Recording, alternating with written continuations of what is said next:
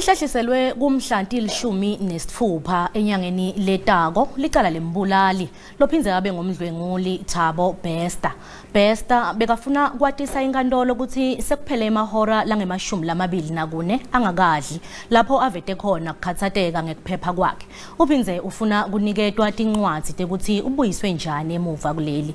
Uthi akavumelani nenombolo yamatisi wakhe lesencwadzini yesikhashana yekuphuma nekungena kulamanye emave. Ugcina afike enkantolo Thabo Besta ngemuva kwemahora langemashumi lamabili naletfwe kuleli nesingani sakhe Dr. Nandipha Magudumana. Umbuso ufuna kuniketwa inyanga kude ukhona kuthola isikhathi sekuphenya. The state wishes to apply that the matter against him not to be postponed until the 17th, but rather be postponed for a period of a month for purpose of police investigations. Kepha abameli baBesta basicitsile lesicelo sembuso bakhala ngetindzaba letiyamene nekuphepha kwemsolwa. Baphindze bathi bafuna nemaphepha lavumele ukuthi alethwe kuleli live. In the custody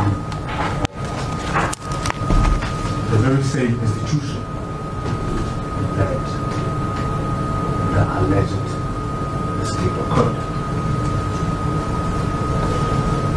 That on its own is the reason for concern of the accused state. Manje lophethe lelicala uthina noma engabe letikhalo letiphakanyisiwe divakala kepha kufuthi tithunyelwe tikhungweni letefanele. Labanye basola labane labayamene nalelicala batawubuyela enkantolo ngemsombuluko. Besta sewuniketiwe isikhathi lebekasicelile sekuthi kutholakale lamaphepha lalethwe ngawo kuleli ngenhlanye kuthiwa akanye namatisi kuthola kabanti ukuthi mbamba unamalungelo mani aloko Besta elayinini sinesadi setemthetho JB Sibanyoni lesimtfola ngelicingo sikubingelele sikwemukele Tindzabeni tesiSwati ku SABC 1 mkhwanazi oluhlaza. Itokoze ulochise ababukeli be SABC 1 lochise nawe ncamani ngithi uhlwile. Mkhwanazi uthini umbono wakho ngendlela lelitekeka ngayo lelicala la Besta ikakhulukati ngobe ungumuntu lobaleke ejele vele? Uyabona njengoba angumuntu obaleke ejele kufanele sazi ukuthi ubaleke adosa isigwebo and nakabaleka adosa isigwebo akafani nomuntu ethiwa umuntu osasolelwayo ukuthi unecala noma akanacala bese kuthiwa ufanele kuze kutholakale ukuthi unecala ngaphambi kokuthi athathwe njengomuntu oyisiboshwa. Okwesibili ke ngendlela abaleke ngayo siyazi ukuthi usuke enaheni yeSouth Africa wadlula bo Zimbabwe or Mozambique waze wafika eTanzania. Manje ke umuntu obaleke njalo vane kuthiwa umuntu oyi-flight risk ongahle abaleke and akafani nomuntu ke obalekela indaba zombusa phasi namkha zombusazwe ipolitiki. Umuntu obalekela ipolitiki nakafika kwelinye ilizwe namkha kwelinye inaga uba nelungelo lokuthi bamkhoselise lapho. Manje ke uThabo Besta yena angeze athi ufuna ukwazi ukuthi usuke njani eTanzania angene njani enaheni eSouth Africa. Ncamane akafani no Ibrahim lo umbuso wesikhathi esidlulile wamthatha eSwazini wamletha eSouth Africa. Ikhotho yathi baphule umthetho waseSwazini Kingdom of Eswatini. Kodwa na ke la uThabo Besta balandelele extradition and criminal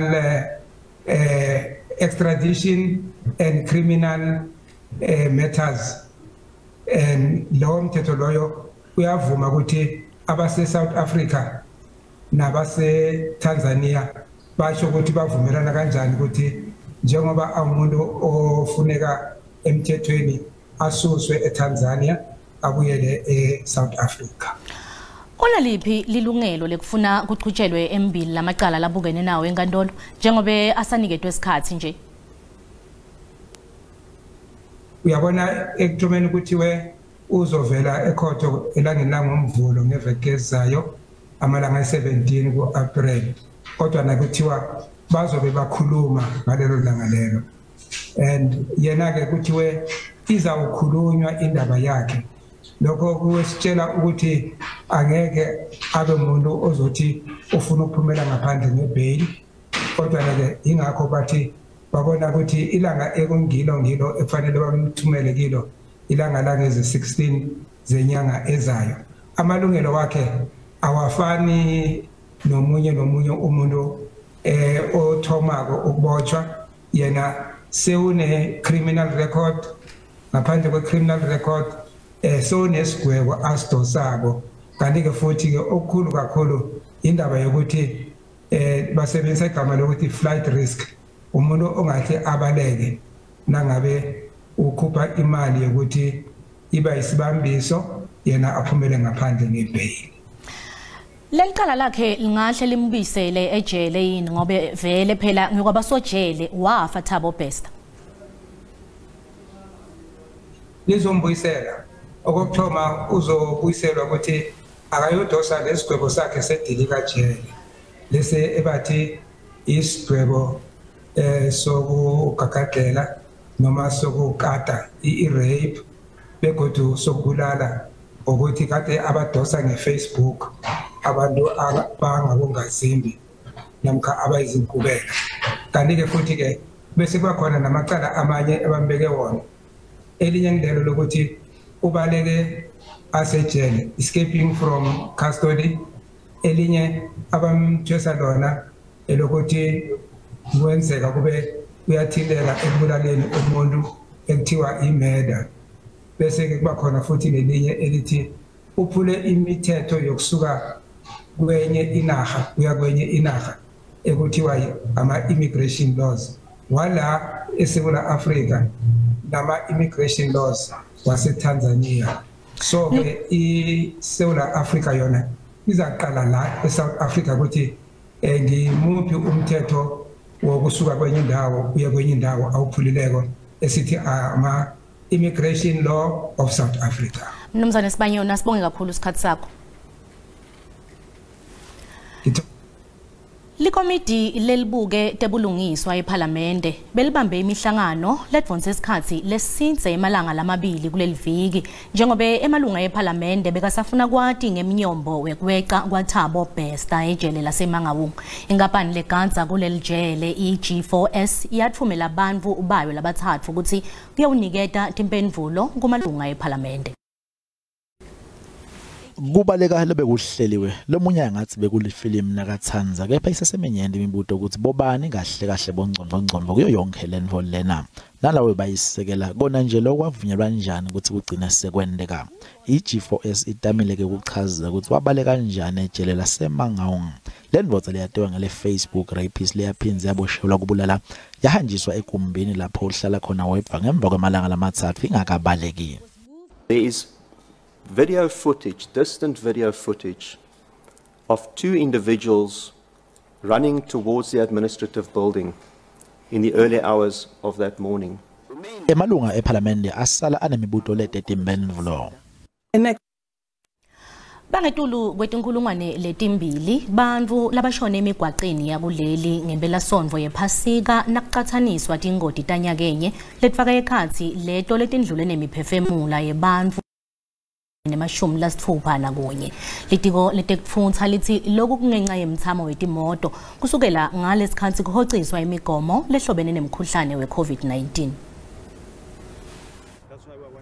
Ngekusho kwendvuna Chikunga akumange kube nalenye ingoti lebikiwe lebandzakanya timoto letiningi ngaphandle kwayinye leyendeke emgwaqweni longithela wayeka iN3 dute neHilton kwaZulu Natal. Chikunga uchazele ngoti njengesimo lesicabukisako. Allow me to express my profound disappointment and displeasure at the high rate of crashes and fatalities experienced during this Easter long weekend. The total number of fatal crashes this year is 185, resulting in 225 fatalities, as opposed to the same period the previous year, when we recorded 135 fatal crashes that resulted in 161 fatalities. Ema-toll gates eSanral akhombise ukuthi kube nemthamo lomningi wetimoto emigwaqweni lemikhulu kube ngile eGauteng.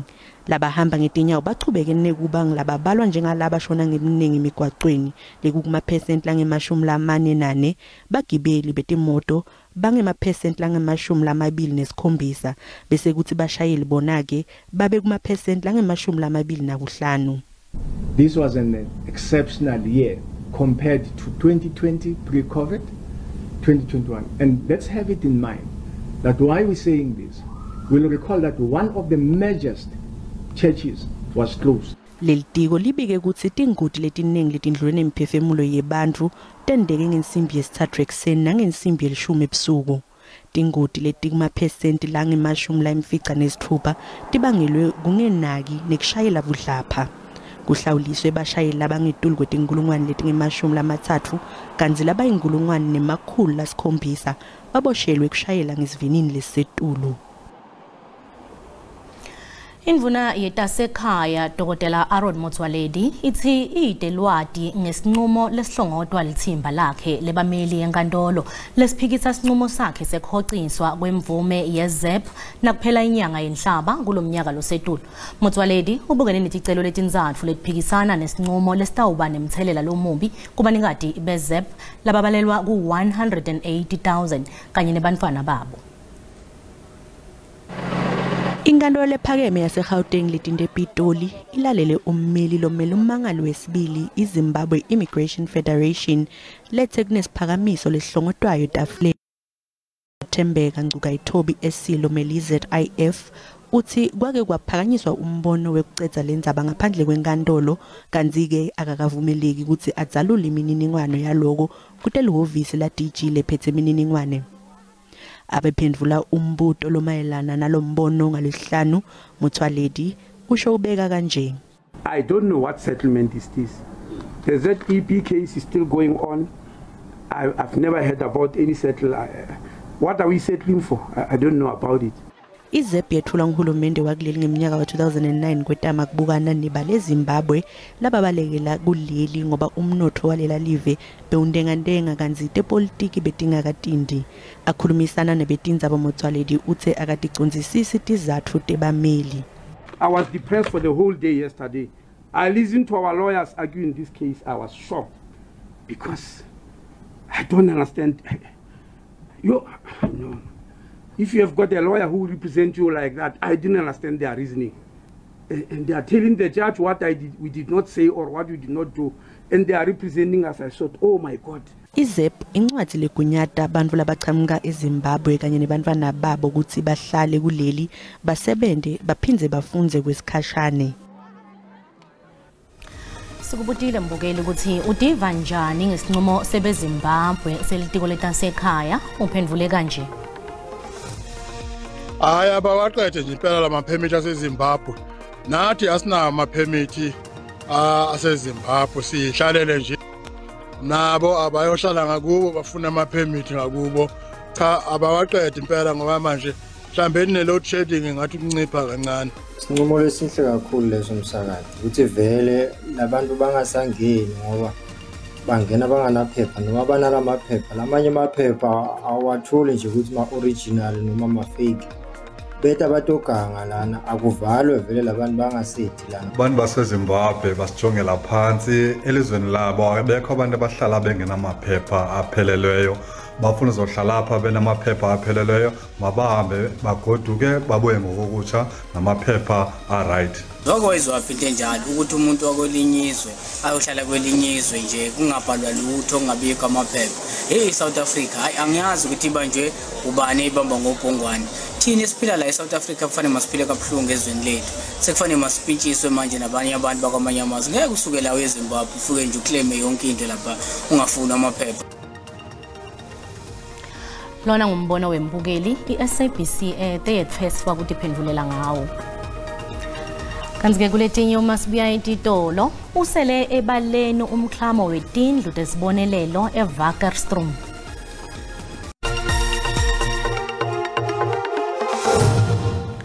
Sikwemukele mbukele esigabeni sesibili setindzaba tesiSwati ngenzeke na usanza kungena ukhethe kahle. Letinye tetakhamuti tase esizameleni eVakkerstroom eMpumalanga tinxusa uhulumende wesifundza ukuthi avuselele umklamo wekwakhiwa kwetindlu lowalahlwa nyakeni. Lo mklamo manje sewudle ingcenye yale mali lengu 10.6 million wemarandi lebeyibekelwe kufaka tinsita kuphela kulendzawo kungakaqali kwakhiwa kwetindlu.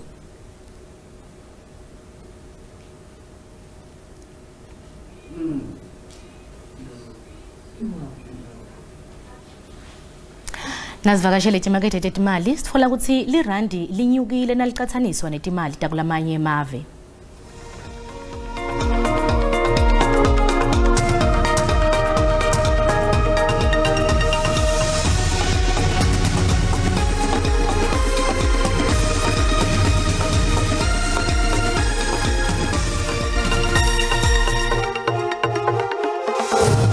Tikucala pha talomuhla asihlangane ngomsombuluko ku-DTT nakubumbana insimbi yesithathu lapho sitabe sikwetfulela khona tindzaba tesiSwati setenaba nabile nibe nempelasonto lenhle.